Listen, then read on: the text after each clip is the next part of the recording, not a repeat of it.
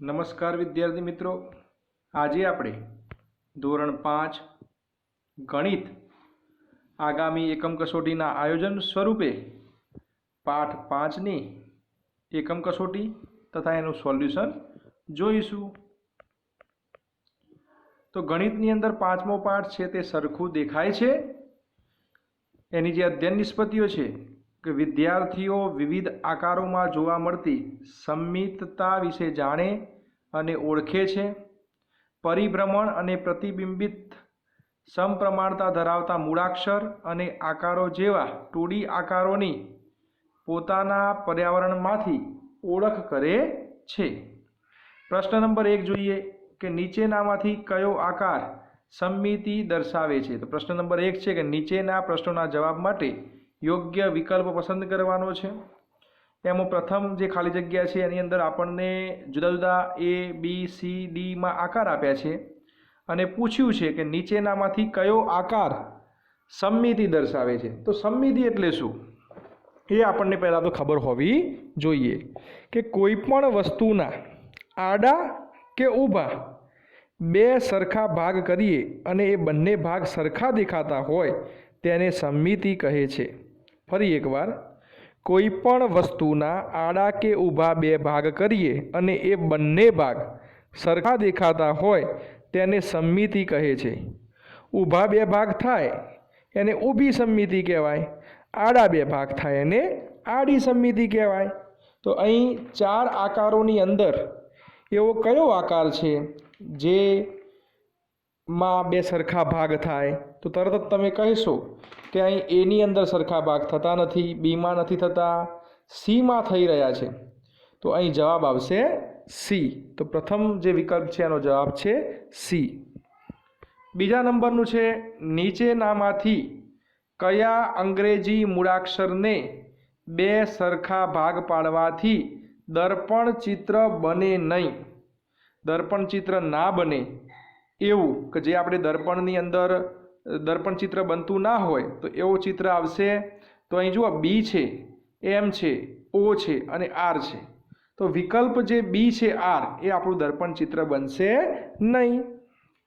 ત્રીજા નંબરનું છે નીચેનામાંથી કયા અંગ્રેજી મૂળાક્ષરને 1/3 એટલે કે અડધો આંટો ફેરવવાનો, આખો નહીં પરંતુ કેટલો? તો કે અડધો આંટો ફેરવવાનો, અને એ અડધો આંટો આપણે ફેરવીએ તો મૂળાક્ષર જેવો જ દેખાય। તો એવા કયા અંગ્રેજી મૂળાક્ષર છે? તો એ આપણને પહેલાં તો ખબર હોવી જોઈએ। તો વિદ્યાર્થી મિત્રો, અડધો આંટો ફેરવતા મૂળાક્ષરો કયા કયા? તો H, I, N, O, S, X અને Z આ એવા મૂળાક્ષરો છે જેને આપણે અડધો આંટો ફેરવીશું તો મૂળાક્ષરો જેવા જ દેખાશે। તો અહીં વિકલ્પની અંદર અહીં આપણને એમ આપ્યો છે, પી આપ્યો છે, ડબલ્યુ આપ્યો છે ને એસ આપ્યો છે। તો આપણો જવાબ આવશે એસ। તો ત્રીજા નંબરનો જવાબ છે એસ। ફરી એકવાર કયા કયા મૂળાક્ષરો મેં કહ્યા? H, I, N, O, S, X અને Z આ એ મૂળાક્ષરો છે જે અડધો આંટો ફેરવીએ તો પણ એના મૂળાક્ષરો જેવા જ દેખાય। તમે એસને અડધો આંટો ફેરવશો તો એસ જ લાગશે, એચનો અડધો આંટો ફેરવશો તો એચ જ લાગશે, આઈનો અડધો આંટો ફેરવશો તો આઈ જ લાગશે, એનનો અડધો આંટો ફેરવશો તો એન જ લાગશે, ઓનો અડધો આંટો ફેરવશો તો ઓ જ લાગશે, એક્સનો અડધો આંટો ફેરવશો તો એક્સ જ લાગશે, ઝેડને અડધો આંટો ફેરવશો તો મૂળ અક્ષર જેવો એટલે કે ઝેડ જ દેખાશે। ચોથા નંબરનું નીચે દર્શાવેલા કયા અંગ્રેજી શબ્દને અડધો આંટો ફેરવતા મૂળ શબ્દ જેવો જ દેખાય?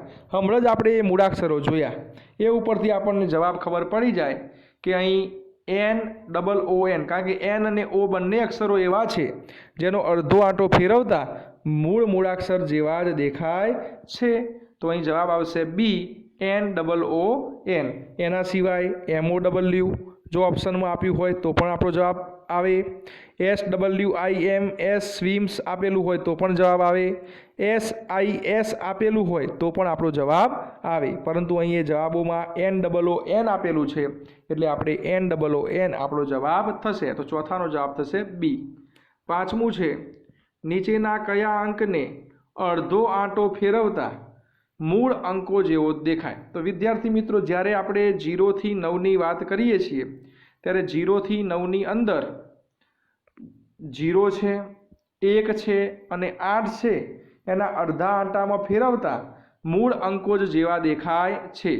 એટલા માટે અહીં 0, 1 અને 8માંથી અહીં 8 જવાબ આપેલો છે એટલે આપણો જવાબ આવશે 8. જો અહીં 8 ના આપ્યો હોય ને 0 આપ્યો હોય તો પણ આપણો જવાબ સાચો પડે, 1 આપ્યો હોય તો પણ આપણો જવાબ સાચો પડે. તો એવા 3 અક્ષરો છે, એક 0, 1 અને 8. આ તમારે ખાસ યાદ રાખવાનું છે. 6થા નંબરનું, નીચેનામાંથી કયા આકારને અડધો ફેરવતા મૂળ આકાર રહેતો નથી? આ ખાસ યાદ રાખજો, મૂળ આકાર રહેતો નથી. તો જુઓ, ચોરસ છે એને તો આપણે અડધો ફેરવીએ તો ચોરસ જ દેખાય, પરંતુ બી નંબરની જે આકૃતિ છે એની અંદર આપણને પંચકોણ આપેલો છે. તો પંચકોણને આપણે જો અડધો ફેરવીએ તો એ પંચકોણ રહેશે નહીં. પંચકોણ રહેશે પણ મૂળ આકાર જેવો રહેશે નહીં, જેથી આપણો જવાબ છે એ બી રહેશે. કારણ કે વર્તુળને આપણે અડધો ફેરવીશું તો વર્તુળ જ રહેશે, લંબચોરસને અડધો ફેરવીએ તો લંબચોરસ જ રહેશે, પરંતુ પંચકોણ રહેશે નહીં. તો 6થાનો જવાબ આવશે બી.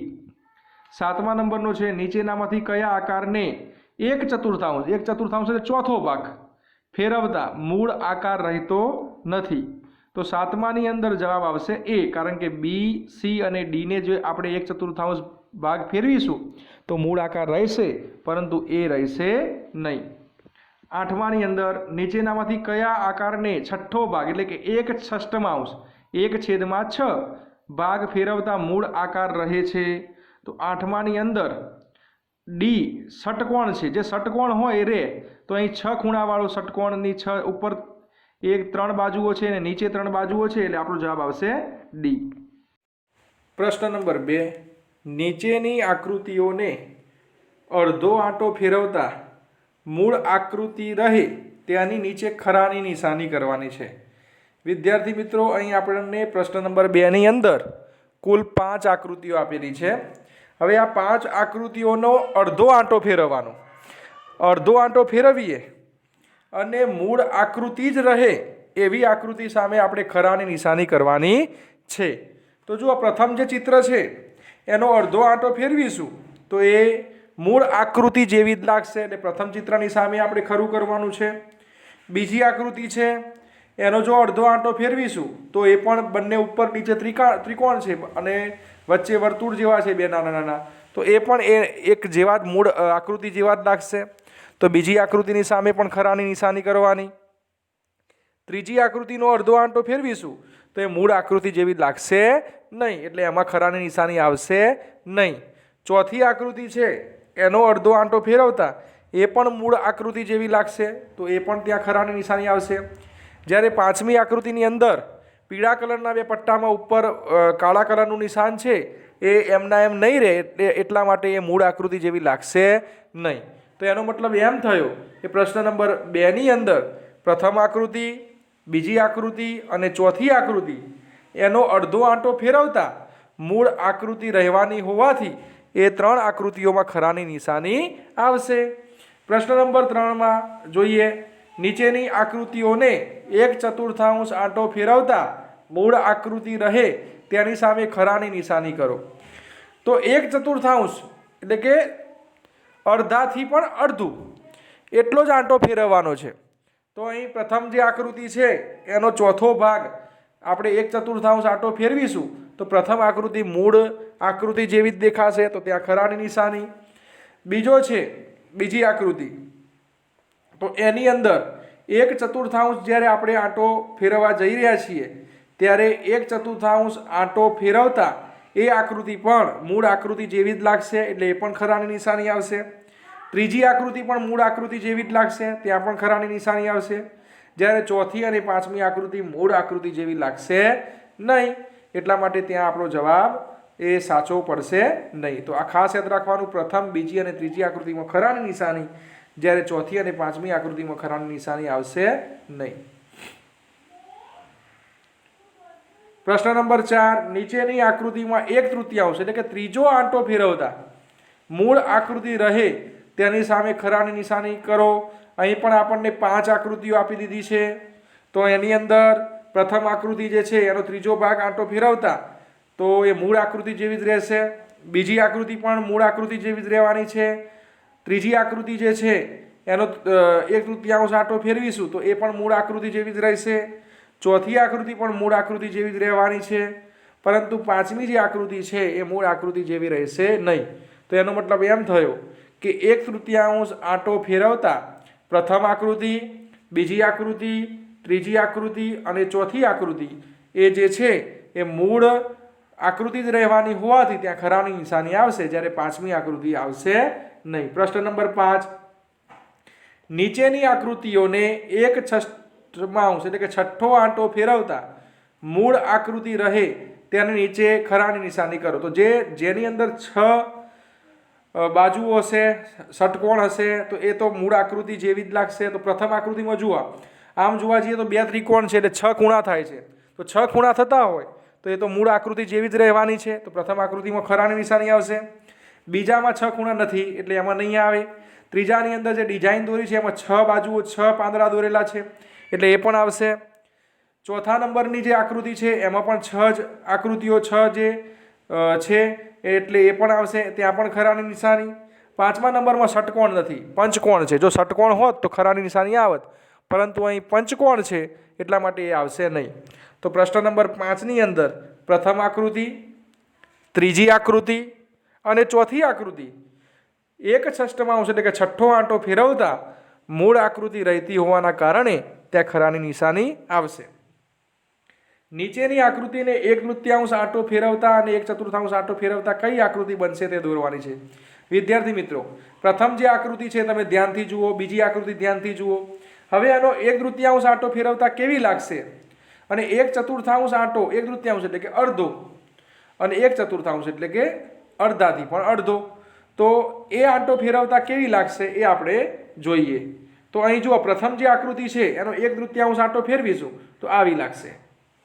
અહીં આકૃતિ દોરીને બતાવવામાં આવી છે। જ્યારે 1/4 આંટો ફેરવીશું ત્યારે આ પ્રમાણેની આકૃતિ 1/4 આંટામાં આપણને દેખાશે, જ્યારે 1/3ની અંદર આ પ્રમાણેની આકૃતિ આપણને દેખાશે।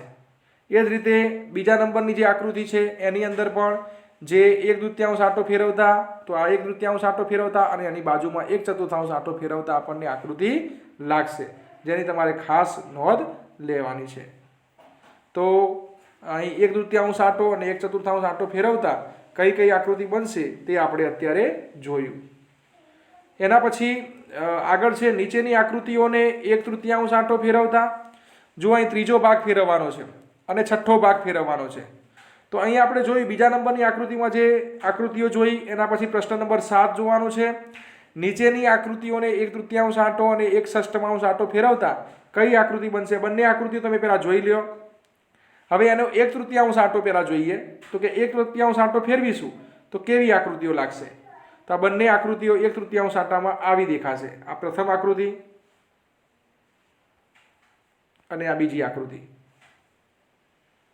ત્રીજી આકૃતિ જે છે અને હવે 1/6 આ જ આકૃતિ આ પ્રમાણે દેખાશે અને નીચેની જે આકૃતિ છે એ આ મુજબ દેખાશે। તો આ ખાસ યાદ રાખજો।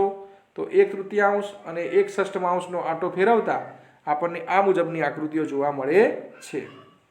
હવે પ્રશ્ન નંબર 8, માગ્યા પ્રમાણે જવાબ લખો। અડધો આંટો ફેરવતા મૂળ આકારમાં જ રહેતા અંગ્રેજી મૂળાક્ષરોના નામ લખવાના છે। તો મેં તમને કહ્યું હતું H, I, N, O, S, X અને Z।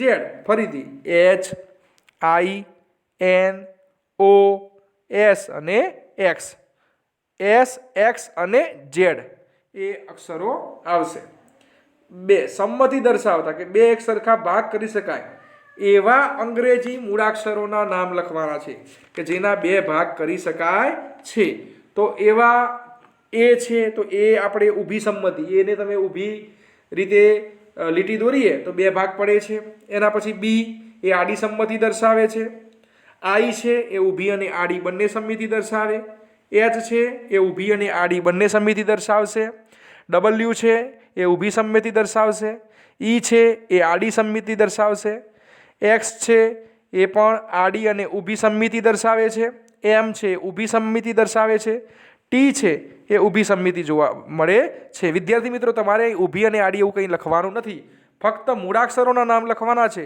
તો એ, બી, આઈ, એચ, ડબલ્યુ, ઈ, એક્સ, એમ અને ટી. તો આ એ મૂળાક્ષરો છે જે સમમિતિ દર્શાવે છે. તો વિદ્યાર્થી મિત્રો અહીં આપણો આ પાઠ પૂરો થાય છે. તમને આ વિડીયો ગમ્યો હોય તો વિડીયોને લાઈક કરજો, વધુમાં વધુ વિદ્યાર્થીઓને શેર કરજો, અને જો તમે અમારી ચેનલમાં નવા હશો તો આ ચેનલને સબસ્ક્રાઈબ કરજો. આ ચેનલના પ્લેલિસ્ટની અંદર ધોરણ 3 થી 8ના મોટાભાગના બધા જ વિષયોનો પ્રથમ સત્રનો સંપૂર્ણ કોર્સ મુકાઈ ગયો છે.